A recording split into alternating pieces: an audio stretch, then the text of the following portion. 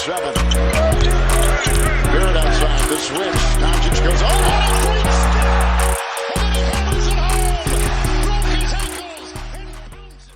What's going on, guys? Welcome into Clutch People TV. I hope you guys are having an amazing day or night, and today I'm going to be talking about why it would be a mistake for the New York Knicks to go on to trade for Bradley Beal, and that there's another way to really acquire Bradley Beal if they want him that bad. If you end up enjoying this video, be free to give me a thumbs up and click that subscribe button. So no further ado, let's get right into the video, y'all. Alright, so starting off with Bradley Beal, he's a top 3 scorer in the NBA.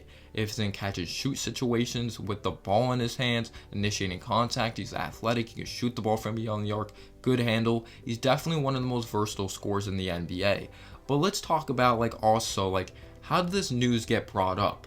Well, the media pretty much. The Knicks and a star player and the Knicks just love being in an article together. But that's just what happens when it comes to the New York press, especially when there's a star basketball player and the team is not succeeding over there. Washington, they're starting to turn it on late, but they haven't really been meeting expectations as they're not in the playoffs, even though they just came off of a big win against the Lakers. People look at Westbrook, Beal, playoff team automatically. Brand new drafted player of Deni Avdija, who some people thought was going to go top 5. Davis Bertans gave a big contract to. Thomas Bryant did get hurt, but Scott Brooks does not look like a good coach at all for the Washington Wizards. As of late, they're starting to win basketball games, but Westbrook's starting to attack the basket more, which is definitely helping them. I'm not saying he didn't attack the basket before, but he's been settling for a lot of jumpers. But yeah, Beal's been big time for them. Deni Avdija's had some good stretches. But people just assume Bradley Beal isn't happy because he's not winning games. But people don't, when it comes to players, they just think of the team's horrible, he's going to be traded. But Bradley Beal never came out and said that he wants to be traded. They don't look at the human factor of Bradley Beal. He has a family. He's raising his family. He's raising his children in that area.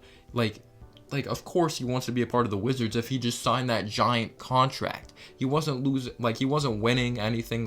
He wasn't a championship contending. They weren't a championship contending team, and he still went on to sign that contract. So he does have that loyalty. He's come out and said that he loves it, but of course he's not going to come out and say he hates it.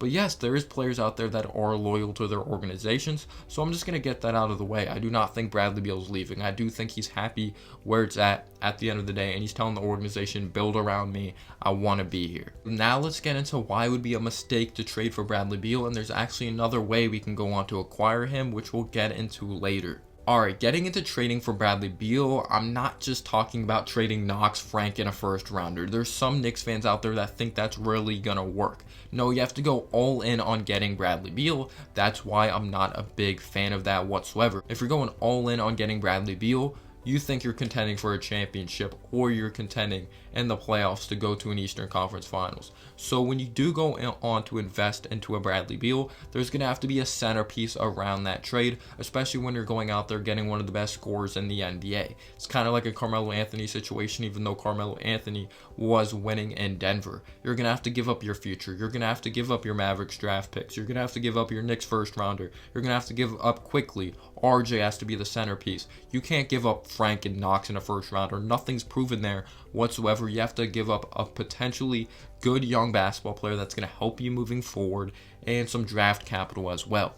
So this team is not ready to win whatsoever. Bradley Beal and Julius Randle, you're going all in. You're freaking giving up your whole future for a guy like Bradley Beal. No, that's only something that a championship contending team should do, and I don't even know if a championship contending team has enough to go out there and trade for a Bradley Beal. And I know the Knicks are in that position that you could. You have RJ, you have Mitch, you have Quickly, you have the draft capital, but what is that going to do for you? You're going to be kicked out in the second round. It's going to be harder to build a team around guys like Bradley Beal and Julius Randle due to the contracts, giving up draft capital. You have no more young pieces anymore. So yes, Bradley Beal and Julius Randle do not build longevity when it comes to winning. If you want to build this team the right way, you're patient with it. You don't give up your whole future of undeveloped guys or some guys that may have some promise for a guy like Bradley Beal. Take a look at Luka Doncic and Porzingis. I'm not saying Porzingis is a great player. We know Luka Doncic is one of the greatest in the NBA. Both talented players,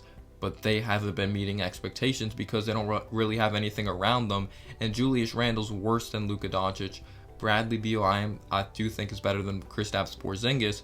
So if a team with Luka Doncic and Porzingis isn't meeting expectations, that That really says something. There's no pieces around them, and Porzingis of course can't stay healthy, but even if you have 2 stars, you still need help besides the stars in the NBA. So you go on to trade for Bradley Beal, and he's like in the same situation with the Washington Wizards. He had a guy of Russell Westbrook there. There wasn't much cap space because of Beal's contract and Westbrook, and there's not the best of team around them.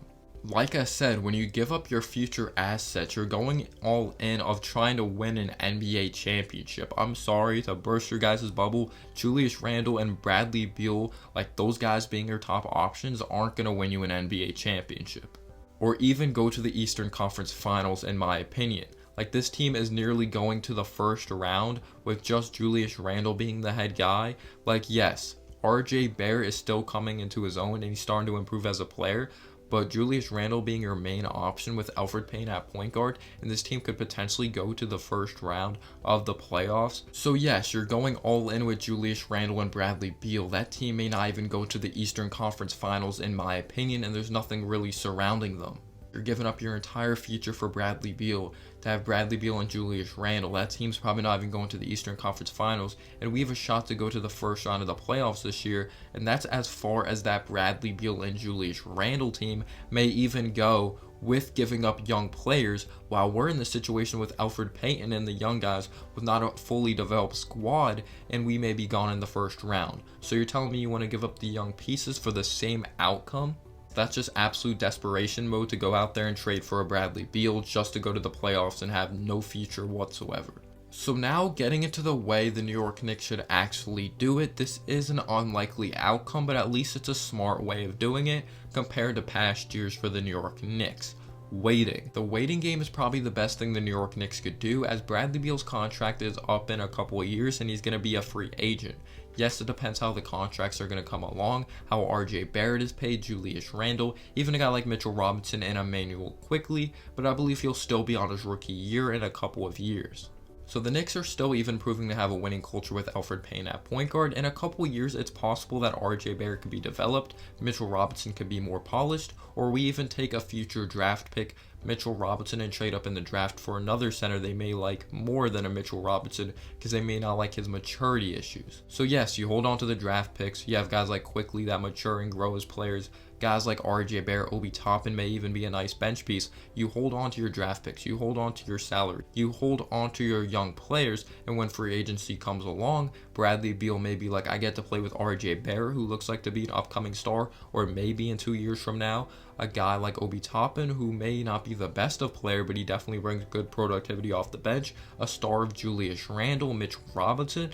They have a young team and it looks like they're building some longevity, and maybe that will definitely help the team compete, bringing in a guy like Bradley Beal for an NBA championship, or even go to the Eastern Conference Finals and compete. Bringing in a Bradley Beal when literally there would be nothing around him would be an absolute mistake. But then when you hold on to your draft picks, you hold on to your young players, it would be the perfect situation with Bradley Beal and a developed guy of RJ, maybe at the time, or a Mitchell Robinson, and even more. And even if he doesn't come in free agency, we just avoided a big time mistake we could have made in the past. We didn't end up giving up draft picks. We didn't end up giving up young players. Like, we didn't give up our future for one player at the end of the day. And it still looks like we have a bright future with RJ Barrett and Mitchell Robinson. And maybe we could still attract free agents, proving we have a winning culture here in New York and we really don't look like a joke anymore. Like I said, it does depend on contracts as well. But let me know down below your thoughts and analysis. And as always, guys, have a humble day or night. Peace out, y'all.